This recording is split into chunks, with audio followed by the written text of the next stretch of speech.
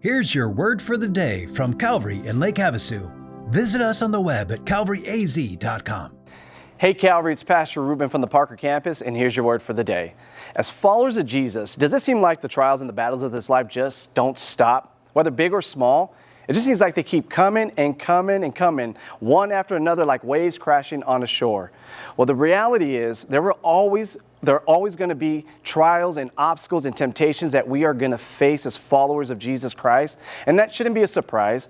Jesus said, in this world you will have tribulation, but he also told us to take heart, to be a good cheer, to be confident and undaunted because he's overcome the world. So how do we do that? How do we take heart? How do we stay confident? How do we stay undaunted when facing any and every trial that comes our way? Well, in our text today, we're reminded to keep our eyes on Jesus and watch what he did when he faced his battle, his struggle in the Garden of Gethsemane, and do exactly what Jesus did. Now, Jesus is in the garden with three of his disciples, and he tells them to remain here and watch. For his soul was very sorrowful to the point of death.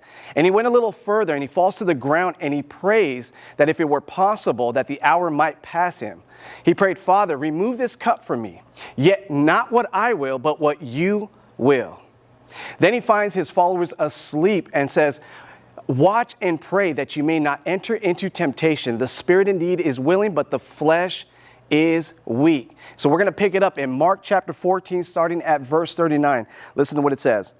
And again he went away and prayed, saying the same words. And again he came and found them sleeping, for their eyes were very heavy, and they did not know what to answer him.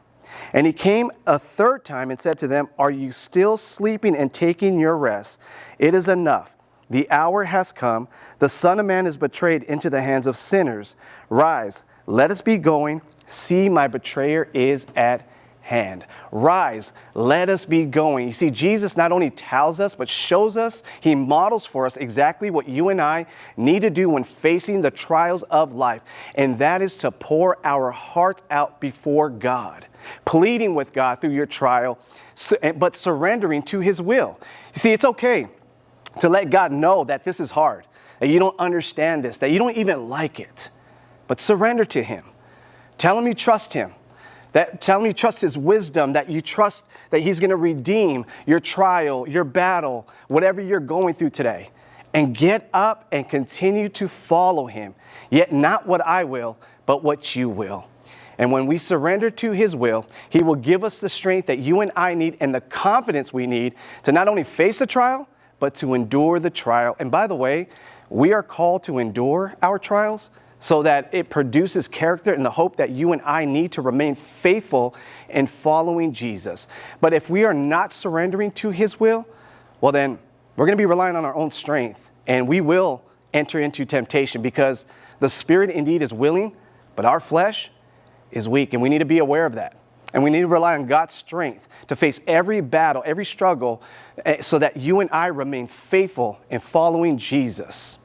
Jesus poured his soul before God.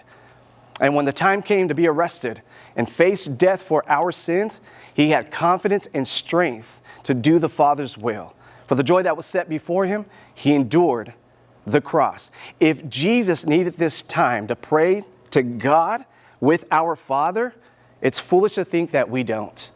Now, I don't know what you're facing today, but can I remind you and encourage you to fall on your knees before our Father and pour out your heart, plead your pain, plead your trial, plead your battle. Be honest with God. Then surrender to his will so that his strength will get you through your trial. God bless you and have a wonderful day.